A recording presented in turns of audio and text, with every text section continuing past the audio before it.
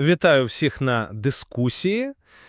Сьогодні ми звертаємося до текстів, які ляжать у самому серці біблійської традиції. Це уривки із книги пророка Сафонії, з першого послання святого Павла до Коринтянів і, звісно, з Нагорної проповіді у Євангелії паводле Матвея.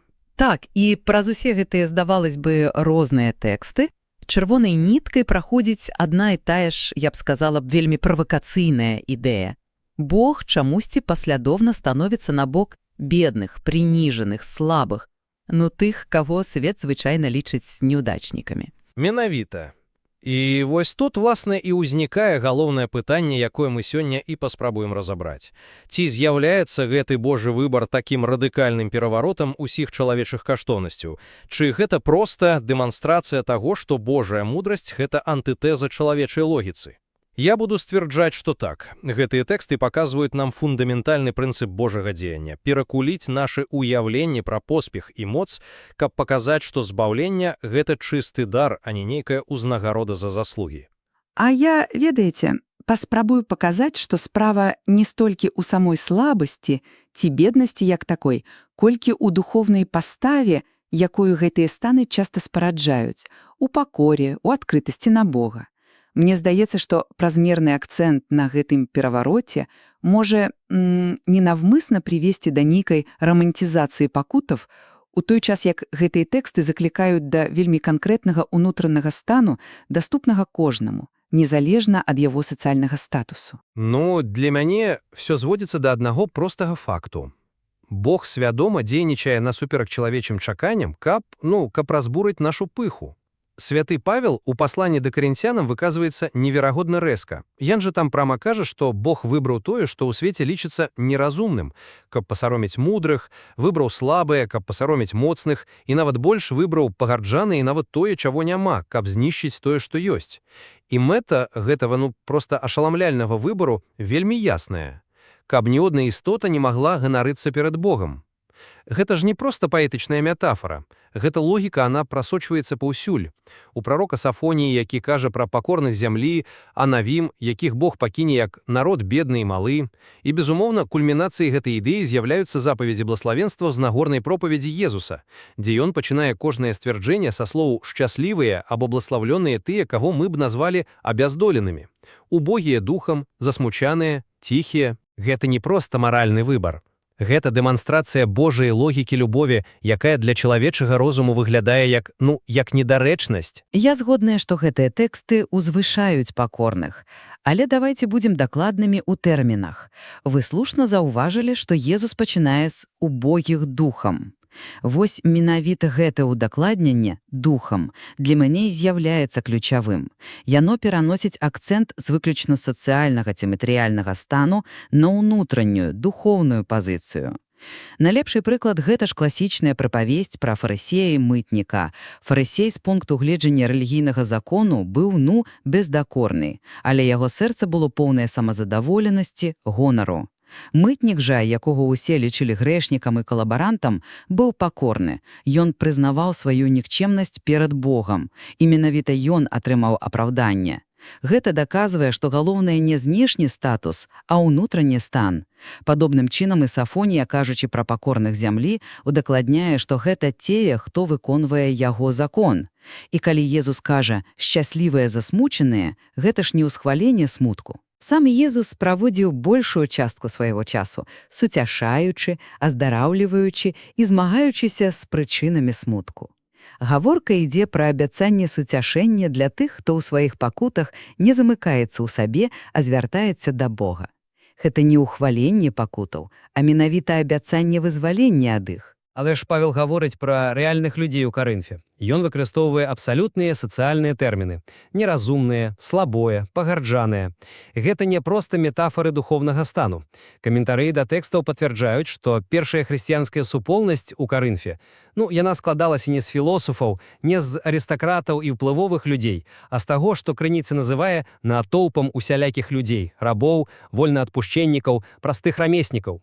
Бог стварае свой новы народ, сваю царкву, літаральна з таго, што тагачаснае грамадства лічыла смеццем. Гэта свядомы выбар, які паказвае, што Божая сіла найлепш праяўляецца праз тое, што ў свеце лічыцца нязначным. Мы ж гэты прынцып бачым на працягу ўсёй гісторыі збаўлення. Чаму Бог выбірае Ізраіль? Не таму, што ён был вялікім, а таму, што ён был найменшым з усіх народаў.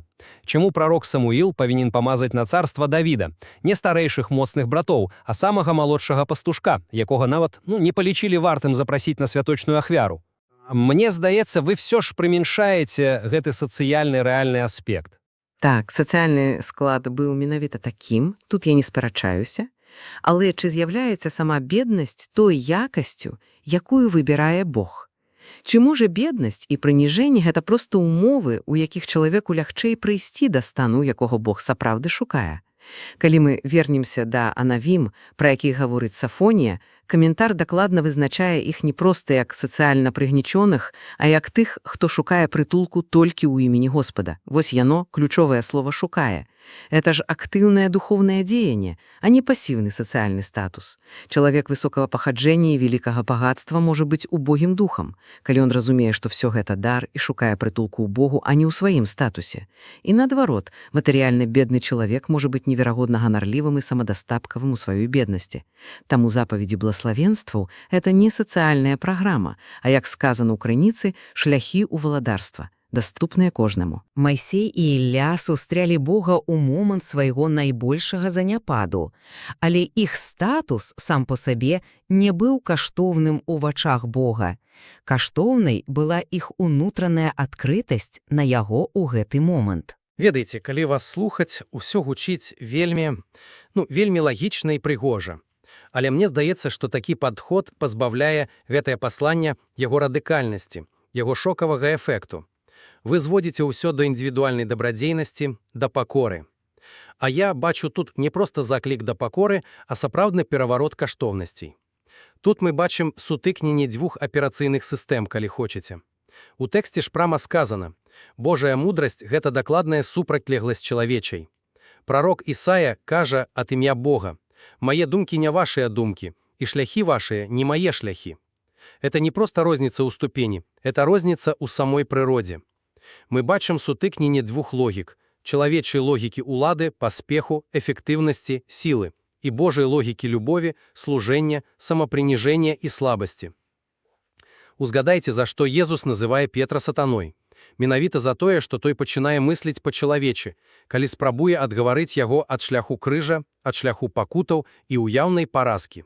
Крыж – вось канчатковае ўвасабленне гэтага перавароту. Каштоўнасцяў. Бог жа не супроць мудрасці, сілы ці нават багатства як такіх. Мудрасць, як адзначае той жа Ісая, гэта адзін з дароў Святога Духа. Праблема ўзнікае тады, калі чалавечая мудрасць, сіла ці багатства становіцца самамэтай, калі яны выключаюць Бога і ператвараюцца ў падставу для гонару. Ключавымі тут з'яўляюцца словы прарока Єреміі, якія, дарэчы, цытуе і Павел у тым жа пасланні да карынцянаў. «Нехай не хваліцца мудры мудрасцю сваею, і нехай не хваліцца дужай сілаю сваею, але хто хоча хваліцца, нехай хваліцца тым, што разумее і ведае мяне». Разумееце, заклік не ў тым, каб адмовіцца ад мудрасці на карысць глупства, а ў тым, каб уся нашая мудрасць грунтавалася на пазнанні Бога. Справа не ў тым, каб быць слабым, а ў тым, каб прызнаць, што твая сапраўдная сіла паходзіць ад Бога. Гэта не адмаўленне дабратоў, а іх правільнае укараненне. Але ці не выглядае Божая мудрасць як глупство ў вачах свету? Павел прама кажа пра глупства пропаведзі і глупства крыжа. Гэта не проста перакаліброўка, гэта поўная змена парадыгмы. І тут мы падходзім да самага, мабуць, радыкальнага пункту запаведзяў блаславенстваў. Як растлумачыць, што яны наўпрост усхваляюць тых, хто пакутуе, шчаслівыя засмучаныя, шчаслівыя пераследаваныя за справядлівасць. Як гэта разумець? Гэта ж радыкальнае перасэнсабленне самой сутнасці пакутаў. Наша слабасць, наша беднасць, нашы слёзы, наша неіснаванне ў вачах свету становяцца, як сказана ў каментары, зыходным матэрыялам для Богавага валадарства. Менавіта ў чалавечай слабасці, а не ў сіле, найбольш яскрава выяўляецца Божая моц. Бог не проста перабудоўвае нашыя каштоўнасці, ён стварае нешта з нічога, з таго, што свет лічыць бескарысным і годным толькі жалю. Вось тут я, шчыра кажучы, катэгарычна не згодная з тым, што можна інтэрпрэтаваць як рамантызацыю пакутаў. Крыніца ясна паказвае, што гэта не заклік шукаць пакуты ці ўсхваляць іх. Там жа прама сказана, што Езус праводзіў свой час, аздараўляючы людзей і змагаючыся з хваробамі. Гэта азначае, што пакуты самі па сабе – гэта зло, якое трэба перадольваць, а не стан, да якога трэба імкнуцца. Калі мы кажам «шчаслівыя засмучаныя», то благаславенства звязана не з самім станам смутку, а з вынікам, з абяцаннем, бо яны будуць суцішаныя.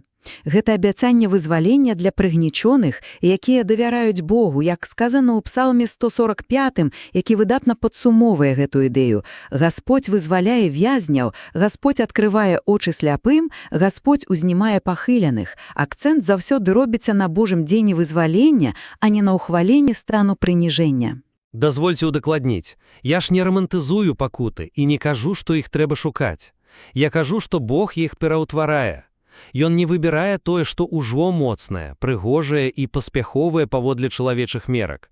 Ён бярэ разбітае, слабае, пагарджанае і менавіта з гэтага матэрыялу стварае свой шэдэвр. У гэтым і заключаецца радыкальнасць і нечаканасць Божай ласкі. Калі б Бог выбіраў мудрых і моцных, яны заўсёды маглі б сказаць: «Ён выбраў нас, таму што мы гэтага вартыя». Але калі ён выбірае тое, чаго няма, ніхто не можа пахваліцца перад ім. Ласка застаецца чыстым, незаслужаным дарам. Пераўтварае, так, але не ўхваляе як стан. Гэта ключавое адразненне.